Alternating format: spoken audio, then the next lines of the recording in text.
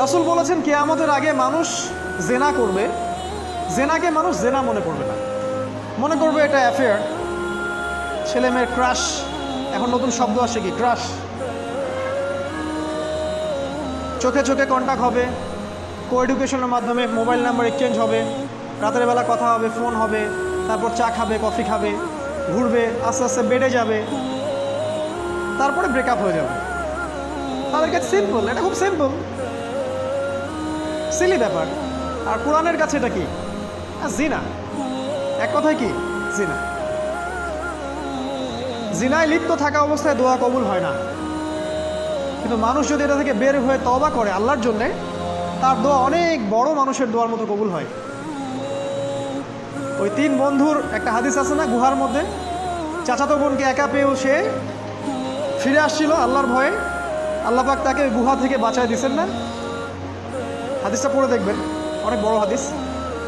জিনা থেকে দূরে থাকলে হৃদয়ে নূর আসবে। আপনি আমি যদি আমাদের চোখকে এই পর্যায়ে নিয়ে যেতে পারি যে কোনো গায়রে মাহরামের দিকে চোখ পড়লে আমরা নামিয়ে নিচ্ছি, তখন আপনি ফিল করবেন আপনার মনের মধ্যে নূর আসছে। এই যে আমি এখন একটা লেকচার দিচ্ছি, আমার খুব ভালো লাগছে। ঠিক রাস্তায় যেতে যেতে যদি আমি 8-10টা মেয়ের দিকে তাকাই, আমার এই নূরটা উঠে যাবে। জাহান্নামে কেন অনেক নারী থাকবে জানেন? কারণ তারা শুধু নিজেরা অপরাধ করে না, হাজারো মুমিন মানুষের নূর তারা কেড়ে নেয়। দ্যাট ইজ ওয়াই তারা জাহান্নামে বেশি থাকে। আরেকটা মেজর কারণ হচ্ছে তাদের উদ্ধত মাথা। মেয়েদেরকে বলছি স্পেশালি, হয়তো এই কথাগুলো মেয়েদের কাছেও যাবে। তাদের এই উদ্ধত মাথা আল্লাহর বিধানের সামনে আত্মসমর্পণ করতে চায় না। তাদের এই উদ্ধত মাথাটা আল্লাহর বিধানের সামনে আত্মসমর্পণ করতে চায় না, এ কারণে তারা জাহান্নামে বেশি থাকবে। যে কোনো বিধান আল্লাহ তাদের সামনে বলেন, সব মেয়ের কথা বলছি না, ম্যাক্সিমাম বিভিন্ন যুক্তি তারা দিবে। সামি'না ওয়া আতা'না এই পর্যায়ের না, যুক্তি দিবে। পর্দা করলে কি এখন কেমন করে চাকরি করব, পর্দা করলে কেমন করে পড়াশোনা করা যায়, এখন তো যাইতেই হচ্ছে, কিছু তো করার নাই, বিভিন্ন যুক্তি, হাজারটা যুক্তি তারা দিবে। কে জানি তাদের ব্রেইনটাকে পুরো ওয়াশ করে ফেলছে। আমি আপনাদেরকে বলছি কে করেছে, এটা করেছে স্বয়ং দাজ্জাল। স্বয়ং দাজ্জাল। কারণ হাদিস একটা আছে, রাসূল সাল্লাল্লাহু আলাইহি ওয়াসাল্লাম বলেছেন দাজ্জালের শেষ অনুসারী হবে এক শ্রেণীর নারী। মাশাআল্লাহ, দাজ্জালের শেষ অনুসারী হবে এক শ্রেণীর নারী।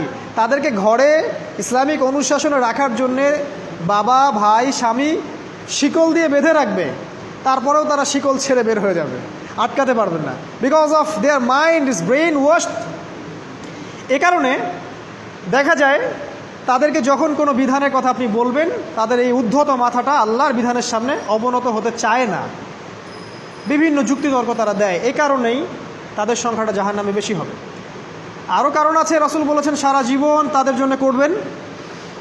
স্পেশালি তাদের উদ্দেশ্য করে বলছি যাদের অ্যাফেয়ার আছে।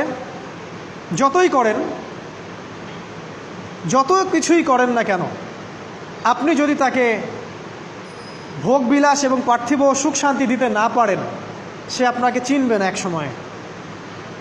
আপনি যদি আমাদের কথা বিশ্বাস না করেন, লিখে রাখতে পারেন। আর এমনিতে লিগ্যাল বৈবাহিক সম্পর্কেও সারা জীবন অনেক কিছু করবেন, হঠাৎ একদিন কোনো একটা কারণে ঝগড়া লেগে গেছে, তখন দেখবেন সে বলে বসবে সারা জীবন তোমার কাছে কিছুই পেলাম। আমি নারীদেরকে ছোট করছি না, তাদের কিছু কিছু পয়েন্ট বলছি, এইসব কারণে তারা জাহান্নামে থাকবে। আমি একটু এই কথাটা না বললে জাস্টিস হবে না। রাসূল সাল্লাল্লাহু আলাইহি ওয়াসাল্লাম মেরাজে গিয়েছিলেন, আপনারা জানেন। তিনি মেরাজের রাতে অনেক অলৌকিক জিনিস দেখেছেন, নবীদের সাথে সাক্ষাৎ করেছেন, ইভেন আল্লাহর সাথে কথা বলেছেন, আল্লাহর নূর দেখেছেন। এই সময় সবাই তাকে হাসি মুখে সম্বর্ধনা জানিয়েছিল।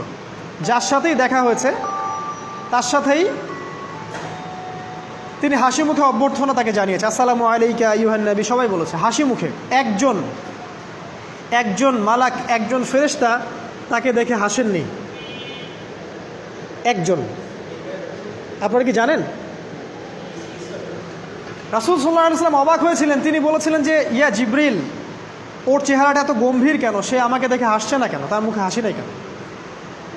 জিবরিল আমিন বলেছেন যে তার নাম হচ্ছে মালাক, সরি তার নাম মালিক, তার নাম মালিক, সূরা যুখরুফের মধ্যে আছে, তার নাম মালিক। যেদিন থেকে আল্লাহ জাহান্নাম সৃষ্টি করেছেন, সেদিন থেকে তাকে জাহান্নামের দায়িত্ব দিয়েছেন। অর্থাৎ জাহান্নামের হেড অফ ডিপার্টমেন্ট ইনচার্জ, সেদিন থেকে তার মুখের হাসি উঠে গেছে।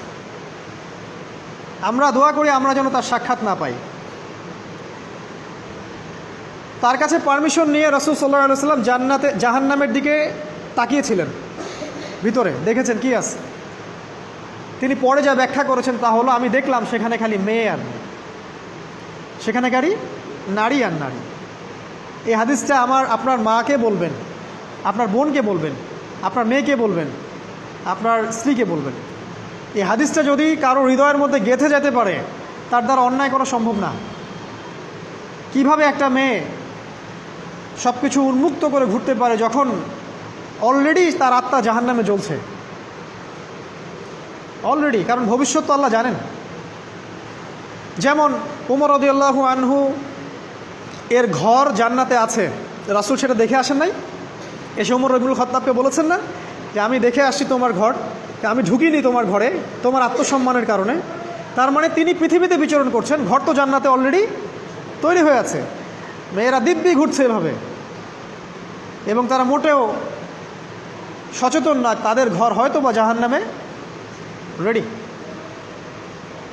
আর আমাদের এই so called modern western civilisation এদেরকে ব্রেইন ওয়াশড করে দিয়েছে।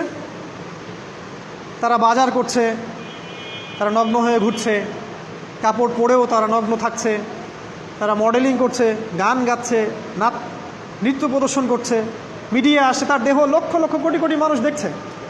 হাজারো মানুষের নূর চলে যাচ্ছে, অন্যের নূর নষ্ট করে জান্নাতে যাওয়া যাবে না। রাসূল সাল্লাল্লাহু আলাইহি ওয়াসাল্লাম যে আলামতগুলো বলেছেন তার মধ্যে অন্যতম একটা আলামত হচ্ছে শেষ জামানায় মেয়েদের সংখ্যা বাড়বে, ছেলেদের সংখ্যা কমে যাবে। ইভেন একটা ছেলে 40টা মেয়ের দায়িত্ব নিবে। এটা আবার ভাববেন না 40টা ওয়াইফ, মা, খালা, নানি, ফুফু সব মিলায় 40। আর সামনে যে মহাযুদ্ধটা হতে যাচ্ছে এরপরে এরকমই একটা অবস্থা হবে যে ছেলেদের সংখ্যা পৃথিবীতে থাকবে না, খুব কম, এবং বেশি বেশি মেয়ে একটা ছেলের কাঁধে চলে আসবে। এখন অবশ্য আমাদেরকে ওই যে পশ্চিমারা শিখিয়েছে একটা ছেলে একটা মেয়েকে বিয়ে করবে।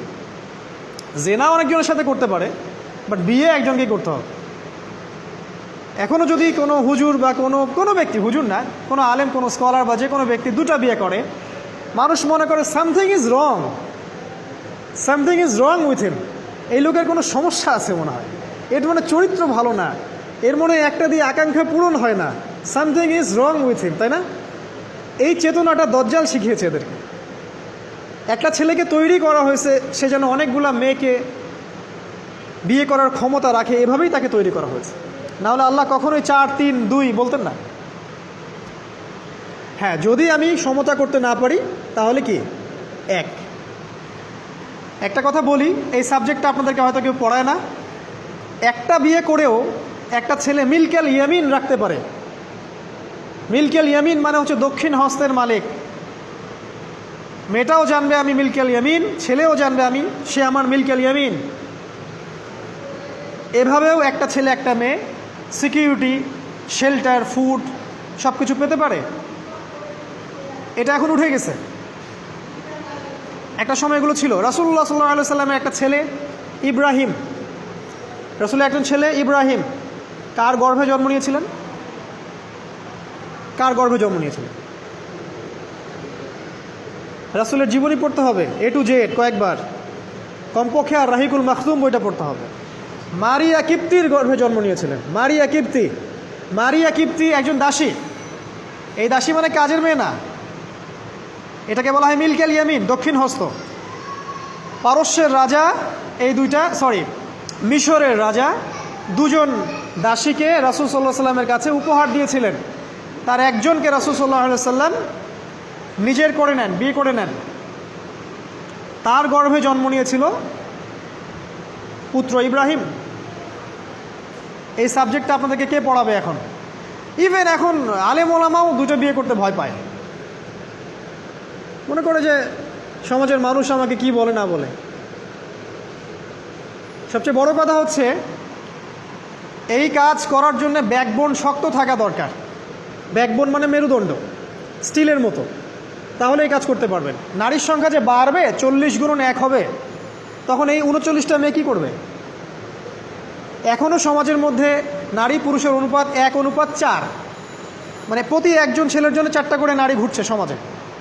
এটা তো স্ট্যাটিস্টিক, আপনি ইন্টারনেটে গেলেও দেখতে পারবেন। এবং পশ্চিমা কান্ট্রিগুলোতে এগুলো আরও অনেক বেশি, ওদের অনুপাতটা আরও অনেক বেশি। তাহলে এই বাকি মেয়েরা আসলে করবেটা কি? সবাই যদি একটা করে বিয়ে করে, তাহলে বাকি মেয়েদের কি হবে? তারা কি পতিতালয়ের সম্পত্তি হবে? ওদের যৌন অধিকার নাই? ওরা শারীরিক মানসিক শেল্টার, ফুড, খাবার, পানীয় এগুলোর অধিকার রাখে না? এখানে নারীবাদীরা কি বলবে? সব নারীবাদী, এদেশের যত নারীবাদী আছে, সেকুলারিজম, এই নারীবাদীরা বেশিরভাগই দজ্জালের এজেন্ট। নিজ হাতে দজ্জাল ট্রেনিং দিয়ে এদেরকে তৈরি করেছে। আপনারা হয়তো ভাবছেন দজ্জাল তো এখনো বের হয় নাই, ট্রেনিং দিল কিভাবে? আমরা কি ইবলিসকে দেখি? ইবলিস নাই, ওর অস্তিত্ব নাই। এখানে ফেরেশতারা ঘিরে রাখছেন, এটা দ্বীনি মজলিস, কেউ দেখতে পাচ্ছি? তাদের অস্তিত্বকে অস্বীকার করতে পারেন? দাজ্জালও এরকমই একটা এভিডেন্স, এরকম একটা সোল। সে অলরেডি রিলিজড, সে শুধু মানুষের রূপে আমাদের সামনে আসেনি, সামনেই আসবে। একজন ইহুদির যুবকের বেশ ধরে সে সামনে আসবে। কিয়ামতের এভিডেন্স হচ্ছে নারীর সংখ্যা বাড়বে, পুরুষের সংখ্যা কমে যাবে। আরেকটা এভিডেন্স হচ্ছে নারী পুরুষের পোশাক পরবে, পুরুষ নারীর পোশাক পরবে। পোশাক মানে কি? জিন্স আর গেঞ্জি? হ্যাঁ, এটাও একটা ব্যাখ্যা। ঢাকায় তো জিন্স আর গেঞ্জি চলছে, টি শার্ট। এখানে অন্য একটা ব্যাপার আছে, আমি সেটা আপনাদেরকে আজকে বলছি। সেটা হলো, এটা শুধু এই পোশাক বলতে শুধু গায়ের পোশাক বোঝানো হয়নি। আল্লাহ বলেনি নারীরা তোমাদের পোশাক, তোমরা নারীদের পোশাক। তার মানে কি না এটা নারী, এটা আমার ওয়াইফ? নো। কোরআনের আয়াত এবং হাদিসের আয়াতগুলো দুই রকম। মুহকামাত, যেগুলো স্পষ্ট, মুতাশাবিহাত, যেগুলো অস্পষ্ট, যেগুলোকে তাউইল, ব্যাখ্যা করতে হয়। আর তাউইল কারা করবে? যাদেরকে আল্লাহ জ্ঞান দিয়েছেন তারা করবে, সবাই করবে না।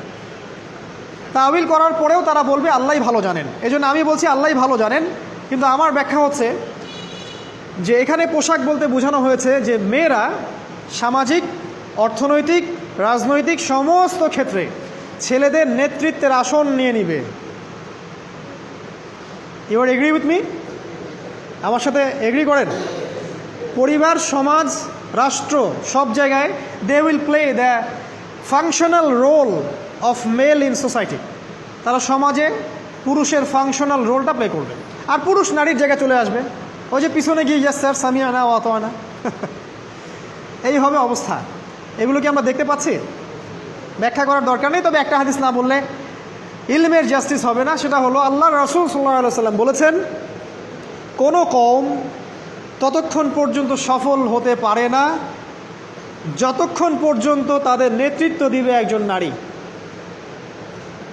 হাদিস কি আছে এটা, নাকি বানাই বললাম? তাদেরকে বুখারী খুলে দেখতে বলেন। কোনো কওম, আর রাসূল যখন একটা কথা বলেছেন তার মানে পৃথিবী উল্টে গেলেও কথাটা সত্য হবে, কিছুই করার নাই। এই কারণে পশ্চিমারা এখন খুব ভয় পাচ্ছে, কারণ রাসূল সাল্লাল্লাহু আলাইহি ওয়াসাল্লামের অনেক ভবিষ্যৎবাণী আছে কিয়ামত সম্পর্কে। ওরাও এখন খুব ভয় পাচ্ছে, ওভার কনসিয়াস, যে এগুলো তো হতেই পারে। এটাকে ঠেকানোর যত পদ্ধতি তারা অবলম্বন করছে, কিন্তু লাভ হবে না। প্রতিটা ইস্যু ওদের বিপর্যয় ডেকে আনবে।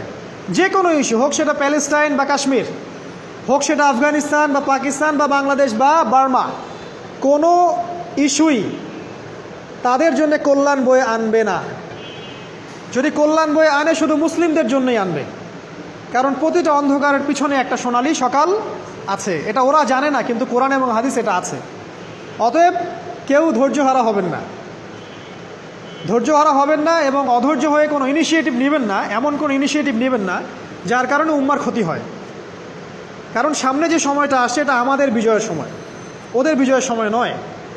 All you have to do, আপনাকে শুধু এতটুকু করতে হবে, জাস্ট বি প্রিপেয়ার ইউরসেলফ।